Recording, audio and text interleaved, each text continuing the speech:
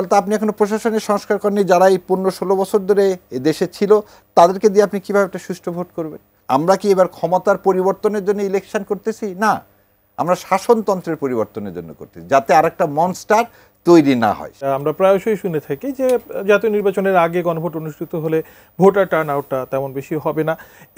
সেই সংখ্যাটা আপনার দৃষ্টিতে কেমন? আর একই সাথে ধরে নিচ্ছি তাত্ত্বিকভাবে জাতীয় নির্বাচনের আগে কিংবা জাতীয় নির্বাচনের সাথেই হলো, ঠিক কত শতাংশ ভোট টার্ন আউট হলে এই গণভোটের গণভোটের কি লেজিটিমেসি ভোট সংখ্যা দিয়ে কখনো প্রশ্ন তোলা যায় কিনা? আচ্ছা, ধন্যবাদ আপনাকে। দেখেন ভাই যেটা বললেন, জিয়াউর রহমানেরটা এত সিম্পল ছিল না।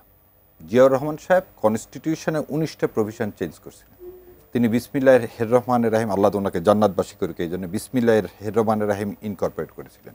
সমস্ত ক্ষমতার উৎস জনগণের সাথে সাথে তিনি আল্লাহ সুবহানাহু ওয়া তাআলাকে তার মধ্যে ইনক্লুড করেছিলেন। তিনি আর্টিকেল 8, 48, 57 এইভাবে প্রায় 11-12টা আর্টিকেল চেঞ্জ করেছিলেন, এবং এই অর্ডারটা উনি দিয়েছিলেন 2 তারিখে, আর ইলেকশনটা হয়েছিল 29 তারিখে।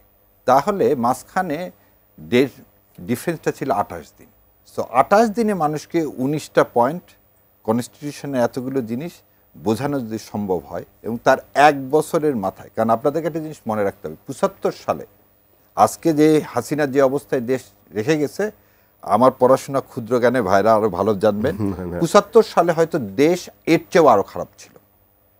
75 সালে যখন 74 সালে দুর্ভিক্ষ হচ্ছে, তখন আমরা দেখেছি সেই সময় যাকে বঙ্গবন্ধু উপাধি দেওয়া হয়েছে তার ছেলেদের মাথায় সোনার মুকুট দিয়ে বিয়ে পড়ানো হয়েছে।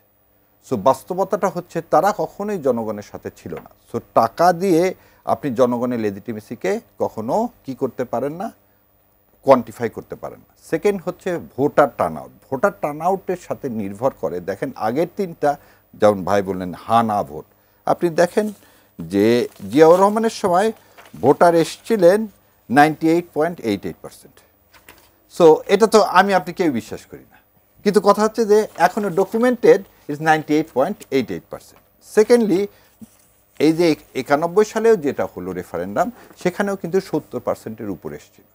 আজকে প্রথম কথা বলা হচ্ছে যে টাকা। আপনি একটা জিনিস আমার চিন্তা করে দেখেন তো, এই ইন্ট্রিম গভর্নমেন্ট যে সংস্কার করার কথা, প্রশাসনে, বিচার বিভাগে, কোনো একটা জায়গায় সে সংস্কার করতে পারছে কিনা? আজকে পুলিশ নিয়োগ দেননি আপনি, আপনি কত 1600 মাত্র সাব ইন্সপেক্টর নিয়োগ দিচ্ছেন। আজকে আপনি আর্মিকে দিয়ে ভোট করাতে চান।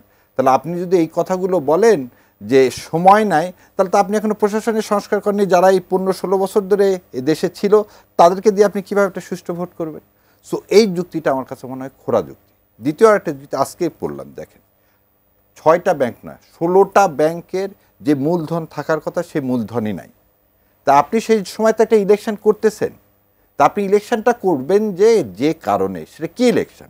আমরা কি এবার ক্ষমতার পরিবর্তনের জন্য ইলেকশন করতেছি? না, আমরা শাসনতন্ত্রের পরিবর্তনের জন্য করতেছি, যাতে আরেকটা মনস্টার তৈরি না হয়। শাসকের পরিবর্তন নয়, শাসনতন্ত্রের পরিবর্তন।